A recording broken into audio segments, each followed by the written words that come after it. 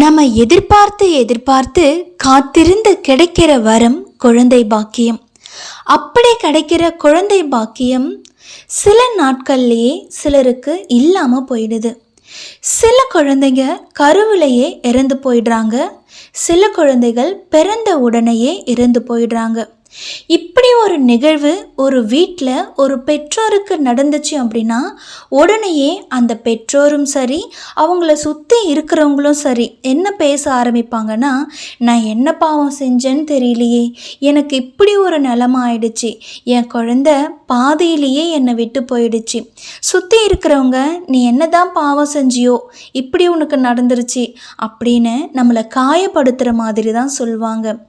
ஆனால் உங்களுக்கான ஒரு கதை தான் இது. சில குழந்தைகள் கருவிலையோ இல்லை பிறந்த உடனேயோ இறக்கிறது அந்த பெற்றோர்கள் செஞ்ச மிகப்பெரிய பாக்கியம் அப்படின்னு ஒரு புராண கதை சொல்லுது. அந்த கதையை தான் இந்த பதிவில் நம்ம பார்க்க போகிறோம். இது கதை கேளு மனமே. உங்கள் கூட பேசிகிட்டு இருக்கிறது வித்யா. முன்பொரு காலத்தில் பிரதீபன்னு நல்லாட்சி புரிகிற மன்னர் ஒருத்தர் இருந்தார். அற வழியில் தன்னோட ஆட்சியை நடத்திட்டும் வந்தார். அவருடைய மகன் சந்தனுவும் தன்னோட தந்தையோட வழியில் நல்ல குணநலன்களுடனும் ஒழுக்கத்துடனும் வாழ்ந்துட்டு வந்தார். ஒரு முறை சந்தனு ஒரு நதிக்கரை ஓரத்தில் உலா வந்துட்டு இருக்கும் பொழுது அங்கே ஒரு அழகான பெண்மணியை பார்க்குறாரு. அவளோட பேரழகுல சந்தனு மகாராஜா மயங்கிடுறாரு. இவ்வளோ அழகான இந்த பேரழகிய தான் மனம் புரிஞ்சிக்கணும் அப்படின்னு ஆசையும் படுறாரு. நேராக அந்த பெண்கிட்ட போயிட்டு சந்தனு மகாராஜா கேட்குறாரு, நீ என்னை திருமணம் செஞ்சுக்கிறியா அப்படின்னு. அப்போ அந்த பெண்மணி சந்தனு மகாராஜா கிட்ட சொல்கிறாங்க, சரி நான் உங்களை திருமணம் செஞ்சுக்கிறேன், ஆனால் எனக்கு ஒரு நிபந்தனை இருக்குது. அந்த நிபந்தனைக்கு நீங்கள் கட்டுப்படுறதா இருந்தால் நான் உங்களை திருமணம் செஞ்சுக்கிறேன் அப்படின்னு சொல்கிறாங்க. சரி என்ன நிபந்தனை அப்படின்னு சந்தனு மகாராஜா கேட்க, நான் யாரு, எங்கேருந்து வரேன், என் குலகோத்திரம் என்னன்னு நீங்கள் என்ன கேட்கவும் கூடாது, என்னை பற்றியான விஷயங்களை தெரிஞ்சுக்கவும் கூடாது. அதே மாதிரி திருமணத்துக்கு பிறகும் நான் என்ன செஞ்சாலும் அதை நீங்கள் தடுக்கக்கூடாது. அது நல்லதோ கெட்டதோ நான் என்ன காரியம் செஞ்சாலும் அதை நீங்கள் தடுக்கவும் கூடாது, ஏன் எதற்குன்னு கேள்வியும் கேட்கக்கூடாது. இந்த நிபந்தனைக்கு நீங்கள் சம்மதிச்சு உட்பட்டு வாழ்ந்தீங்கன்னா நாம் சந்தோஷமாக வாழலாம். ஆனால் எப்போ இந்த நிபந்தனைகளை நீங்கள் மீறுறீங்களோ அப்போ நான் உங்கள் வாழ்க்கையை விட்டு போயிடுவேன். இதுக்கு சரினா நான் உங்களை திருமணம் செஞ்சுக்கிறேன் அப்படின்னு அந்த பெண் சொல்கிறாங்க. நம்ம சந்தனு மகாராஜா தான் அந்த பெண்ணோட வசீகரத்தில் மயங்கி இருக்கார்ல, அதனால் எதை பற்றியும் கவலைப்படாமல் அவ சொல்கிற எல்லா நிபந்தனைக்கும் சரின்னு சொல்லிடுறாரு. இப்போ அந்த பெண்ணுக்கும் நம்ம சந்தன மகாராஜாவுக்கும் நல்லபடியாக திருமணம் ஆகுது. குடும்ப வாழ்க்கை ரொம்பவே சந்தோஷமாக போகுது. அந்த பெண்மணி அழகுல மட்டும் இல்லாமல் அடக்கத்திலையும் ஒழுக்கத்திலையும் குடும்பம் நடத்துகிற பாங்களையும் ரொம்பவே வசீகரிக்கிறா சந்தன மகாராஜாவை. இப்படியான ஒரு பெண் தனக்கு மனைவியா அமையறதுக்கு நான் என்ன பாக்கியம் செஞ்சனோ அப்படின்னு பெருமை அடைகிறாரு சந்தனு. இவங்களோட இந்த அன்பான அழகான இல்லறத்துக்கு சாட்சியா அந்த பெண்மணி கருவுறா. தன்னோட மனைவி கருவுற்ற செய்தியை கேட்டதும் சந்தனு மகாராஜா ரொம்பவே சந்தோஷப்படுறாரு. தனக்கு வாரிசு வரப்போகுது, தன்னை மாதிரியான நல்ல வீரத்துடனும் தன் மனைவி மாதிரி பேரழகுடனும் இளவரசியோ இளவரசனோ தன்னோட நாட்டுக்கு வாரிசு வரப்போகுதுன்னு சந்தோஷத்தில் இருக்காரு. காலங்களும் கடந்து போகுது. சந்தனுவோட மனைவியான அந்த பெண் ஒரு அழகான ஆண் குழந்தைய பெற்றெடுக்கிறா. தன்னோட வாரிசை பார்க்கறதுக்காக சந்தனு மகாராஜா ஆர்வமாக வீட்டுக்கு வரும்பொழுது அவளோட மனைவி அந்த பச்சில குழந்தையை எடுத்துக்கிட்டு வேக வேகமாக வெளியில் போகிறாங்க. சரி, எங்கே தான் போகிறாங்க அப்படின்னு சந்தனவும் பின்தொடர்ந்துட்டே போகிறாரு. அவ நேரா கங்கை நதிக்கு போறா. அங்க பெருக்கெடுத்து ஓடுற அந்த வெள்ளத்துல இந்த பச்சிளம் குழந்தைய போட்டுடுறா. அந்த நதியோட நதியா அந்த குழந்தையும் அடிச்சிட்டு போய் இறந்துடுது. இதை பார்த்ததும் சந்தனராஜாவுக்கு ரொம்பவே அதிர்ச்சி ஆயிடுது. தன்னோட மனைவி செய்த இந்த கொடூரமான காரியத்தை பார்த்து உறைஞ்சி போய் நிற்கிறாரு. ஆனால் இதற்கான விளக்கத்தையும் காரணத்தையும் தன் மனைவி கிட்ட கேட்க முடியாது. ஏன்னா அவ விதிச்ச நிபந்தனை அப்படி. தான் என்ன காரியம் செஞ்சாலும் தடுக்கவும் கூடாது, ஏன் எதற்குன்னு கேள்வியும் கேட்கக்கூடாதுன்னு சொல்லியிருக்கா. அதனால அவர் அமைதியா போயிடுறாரு. கொஞ்ச காலத்திலேயே மறுபடியும் கருவுறா சந்தனவோட மனைவி. ஆனால் அதே நிகழ்வு மறுபடியும் நடக்குது.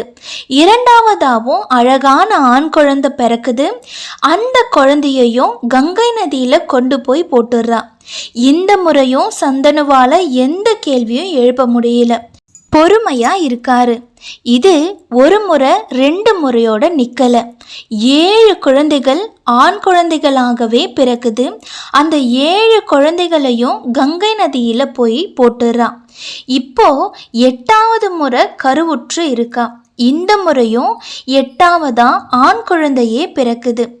இந்த ஆண் குழந்தை பிறந்த உடனேயே மறுபடியும் சந்தனுவோட மனைவி குழந்தையை எடுத்துக்கிட்டு கங்கை நதி பக்கம் போகிற போது இதுக்கு மேலே பொறுமையாக இருக்க முடியாதுன்னு மனைவியை தடுக்கிறாரு சந்தனு மகாராஜா. அவளை தடுத்து கேள்வி மேலே கேள்வி கேட்குறாரு. நீ என்ன அரக்க குலத்தில் பிறந்தவளா, ராட்சசியா? நீ பெற்றெடுத்த இந்த பச்சில குழந்தைய எப்படி ஆற்றில் விட்டு கொள்றதுக்கு உனக்கு மனசு வருது? இதுக்கு மேலே உன்னோட நிபந்தனையை என்னால் கடைப்பிடிக்க முடியாது. எனக்கு காரணம் சொல்லு. ஏன் இந்த மாதிரி கொடூரமான செயல்களை செஞ்சுக்கிட்டு இருக்க? அந்த குழந்தைங்க என்ன பாவம் செஞ்சுச்சு? பிறந்த உடனேயே தன்னோட தாய் கையாலேயே இறக்குற மாதிரியான விதி ஏன் அந்த குழந்தைங்களுக்கு அப்படின்னு கேட்குறாரு. இப்போ சந்தன மகாராஜாவோட மனைவி தன்னோட சுயரூபத்தை காமிக்கிறாங்க. அந்த பெண்மணி வேறு யாரும் இல்லை, கங்கை நதியான கங்காதேவி. தன்னோட சுய உருவத்தை காமிச்ச கங்காதேவி இதற்கான காரணத்தையும் சொல்கிறாங்க. தேவலோகத்தில் 8 கணதேவதைகள் இருந்தாங்களாம்.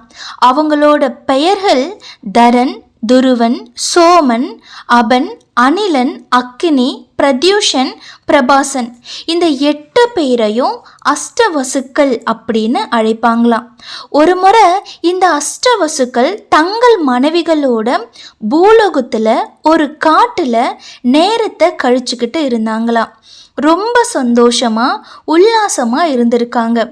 அந்த காட்டில் ஒரு சின்ன குடில் இருந்திருக்கு. அங்கே தான் நம்ம வசிஷ்ட முனிவர் இருந்திருக்காரு. அப்போது அந்த ஆசிரமத்து வழியாக இவங்க போகும்போது அந்த ஆசிரமத்தில் நந்தினி அப்படிங்கிற ஒரு அழகான பசுவை பார்த்துருக்காங்க. தேவ பசுவான காமதேனுவோட மகள் தான் இந்த நந்தினி பசு. இந்த நந்தினி பசுவை பார்த்ததும் அஷ்டவசுக்கல்ல ஒருவரான பிரபாசன் அப்படிங்கிறவரோட மனைவி மட்டும் அந்த நந்தினி பசுவோட அழகுல மயங்குறா. தன்னோட கணவன்கிட்ட அந்த பசு தனக்கு வேணும் அப்படின்னும் கேட்குறா. இவரும் தன்னோட அழகான மனைவியோட ஆசையை நிறைவேற்றணும் அப்படின்னு மீதி இருக்கிற 7 வசுக்களையும் அழைச்சி, இந்த நந்தினி பசு என் மனைவிக்கு வேணும், அதனால் இதை நம்ம கவர்ந்து இழுத்துட்டு போயிடுவோம் அப்படின்னு சொல்கிறாரு. சரியா வசிஷ்ட முனிவர் குடியில் இல்லாத நேரமாக பார்த்து நந்தினி பசுவை திருடிக்கிட்டு அஷ்டவசுக்கள் போயிடுறாங்க. கொஞ்ச நேரத்திலேயே திரும்பி வந்த வசிஷ்ட முனிவரும் தன்னோட பசுவை காணோம்னு தேடுறாரு. தன்னோட ஞான திருஷ்டியில் என்ன நடந்திருக்கும் அப்படின்னு தெரிஞ்சுக்கிட்டு அஷ்டவசுக்களை அழைச்சி ஒரு பெரிய சாபத்தை கொடுக்குறாரு. அதாவது இந்த 8 பேரும் தேவலோகத்தை விட்டுட்டு பூலோகத்தில் வந்து மனித பிறவி எடுக்கணும் அப்படிங்கிறது தான் அந்த சாபம். மனித பிறவி எடுக்கிறதுன்றது அவ்வளோ சுலபமான விஷயம் கிடையாது. மனித பிறவியா மனிதர்களா வாழறதும் அவ்வளோ எளிமையான விஷயமும் கிடையாது. ஏன் அப்படின்னா மனித பிறவி எடுத்தா நிச்சயம் கர்மாக்களை செய்ய வேண்டி வரும். அந்த கர்மாக்களுக்கான வினைகளையும் அனுபவிக்க வேண்டி வரும். அதனால இந்த 8 பேரும் ரொம்ப பயப்படுறாங்க. சாபம்னு ஒன்று கொடுத்தா சாப விமோச்சனம் அப்படின்னு ஒன்று கண்டிப்பாக இருக்கும்ல. இந்த 8 பேரும் வசிஷ்ட முனிவர்கிட்ட போயிட்டு தங்களோட தப்பை உணர்ந்து மன்னிப்பும் கேட்குறாங்க, சாப விமோச்சனமும் கேட்குறாங்க. சாப விமோச்சனமா வசிஷ்ட முனிவர் சொன்னது, பூலோகத்தில் ஒரு புனிதமான தாய்க்கும் தந்தைக்கும் பிறந்தீங்கன்னா பிறந்த உடனே மரணம் அடைஞ்சி முக்தியை அடைந்து நீங்கள் தேவலோகத்துக்கு போயிடலாம் அப்படிங்கிற விமோச்சனமும் கொடுக்குறாரு. இதை கேட்டதும் அஷ்டவசுக்கள் கொஞ்சம் ஆறுதல் அடைகிறாங்க. உடனே எல்லாரும் கலந்து பேசி நேராக புனிதமான நதியான கங்கா தேவியை போயிட்டு பார்க்குறாங்க. தங்களுக்கு நடந்த இந்த விஷயங்களையும் தங்களோட சாபங்களையும் சாப விமோச்சனத்தை பற்றியும் சொல்கிறாங்க. பூலோகத்தில் நீங்கள் பிறந்து எங்களுக்கு தாயா இருந்து நாங்கள் பிறந்த உடனே இந்த மனித பிறவி தொடராமல் எங்களுக்கு உடனடியாக மரணத்தை கொடுத்தீங்கன்னா நாங்கள் உடனேயே முக்தி அடைஞ்சு தேவலோகத்துக்கு போயிட்டு சேர்ந்துடுவோம். அதுக்கான உதவியை நீங்கள் செய்யணும் அப்படின்னு கேட்குறாங்க. இரக்கமே உருவான கங்கா தேவியும் சரின்னு சம்மதிக்கிறாங்க. இப்போ புனிதவதியான ஒரு தாய் கிடைச்சாச்சு. ஆனால் கங்கா தேவியை திருமணம் செஞ்சு குழந்தை பாக்கியம் கொடுக்கக்கூடிய அளவுக்கு ஒரு நல்ல புனிதமான கணவன் வேணும் இல்லையா? அதனால் கங்கா தேவியால் தேர்ந்தெடுக்கப்பட்டவர் தான் சந்தனு மகாராஜா. கங்காதேவி ஒழுக்கமோ வீரமோ நற்குணமும் கொண்ட சந்தனு மகாராஜாவை தன்னோட கணவனாக தேர்ந்தெடுக்கிறாங்க. இப்போ கங்காதேவிக்கும் சந்தன மகாராஜாவுக்கும் பிறந்த அந்த 8 குழந்தைகள் தான் அஷ்டவசுக்கள். அதனால தான் அவங்க பிறந்த உடனே அவங்களுக்கான மரணத்தை கொடுத்து முக்தி அடைய வச்சாங்க கங்காதேவி. இந்த கதையை கங்காதேவி சந்தன மகாராஜா கிட்ட சொல்ல, இப்போ சந்தன மகாராஜா மறுபடியும் ஒரு கேள்வி கேட்குறாரு. சரி, 7 பேரை கொன்னுட்ட, அவங்களுக்கு மரணத்தையும் கொடுத்துட்ட, இப்போ இந்த 8வது குழந்தைய கொல்லும்போது நான் வந்து தடுத்துட்டனே, இதுக்கு என்ன காரணம் அப்படின்னு கேட்குறாரு. இப்போ வசிஷ்ட முனிவர் கொடுத்த சாபத்தோட விளக்கத்தை கங்காதேவி சொல்கிறாங்க. அஷ்டவசுக்கல்ல பிரபாசன் அப்படிங்கிற வசுவோட மனைவி தான் நந்தினி பசு மேலே ஆசைப்பட்டா. அதனால் பிரபாசன் சொல்லி தான் மீதி 7 வசுக்களும் பிரபாசனுக்கு உதவி செஞ்சாங்க. அப்போது அங்கே அந்த குற்றம் நடக்கிறதுக்கு காரணமானவன் பிரபாசன் மட்டும்தான். அதற்கு துணையாக போனது தான் மீதி 7 வசுக்களும். அதனால் அந்த 7 வசுக்களும் பிறந்த உடனேயே மரணத்தை பெற்று முக்தி அடைஞ்சிடுவாங்க. அந்த குற்றத்தை தூண்டிய பிரபாசன் வசு மட்டும் இந்த மனித பிறவியை தொடரணும், மற்ற 7 பேரோட பிறவியையும் சேர்த்து அந்த பிரபாசன் தொடரணும், அவனுக்கு விமோச்சனம் இல்லை அப்படிங்கிறது தான் வசிஷ்ட முனிவர் கொடுத்த சாபம். ஆனாலுமே புனிதவதியான கங்காதேவிக்கும் சந்தனு மகாராஜாவுக்கும் பிறந்ததுனால அந்த 8வது குழந்தை அறிவு, ஆற்றல், வீரம், ஞானம்னு எல்லாத்துலேயும் தலை சிறந்து விளங்கும், எவராலும் வெல்லவே முடியாத ஆற்றல் கொண்டிருக்கும் அப்படின்னு கங்காதேவி விளக்கம் கொடுத்துட்டு சந்தனு மகாராஜாவை விட்டு பிரிஞ்சிடுறாங்க. தங்களோட நிபந்தனைப்படி அந்த 8வது குழந்தைக்கு தேவவிரதன் அப்படின்னு பெயர் வச்சு சகல விதமான வித்தைகளையும் சொல்லி கொடுத்து நற்பண்புகளோட வளர்க்குறாங்க. அந்த தேவவிரதன் தான் பிற்காலத்தில் பீஷ்மர் அப்படின்னு அழைக்கப்படுறாரு.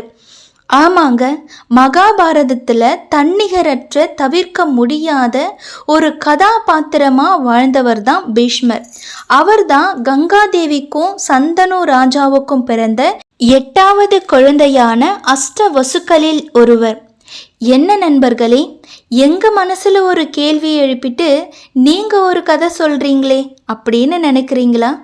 இப்போ உங்கள் கேள்விக்கு பதில் சொல்கிறேன். பிறந்த உடனே ஏன் குழந்தைங்க உடனடியாக இறந்து போகுது அப்படிங்கிறதுக்கான காரணம் தேவ ரகசியம்.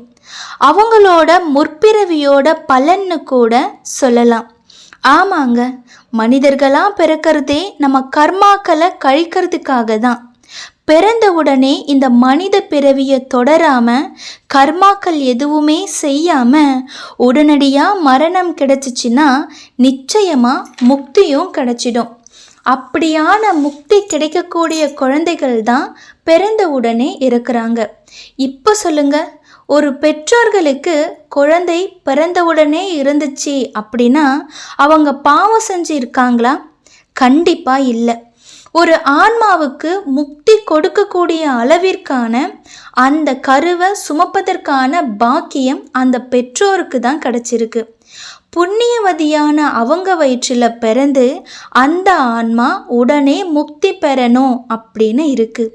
இப்போ சொல்லுங்க, நான் என்ன பாவம் செஞ்சனோ அப்படின்னு அழற நீங்கள் பெற்றது வரமா சாபமா? இனி யாராவது உங்களை காயப்படுத்தி பேசினா, கஷ்டப்படுத்தினா அவங்கக்கிட்ட தைரியமாக சொல்லுங்க.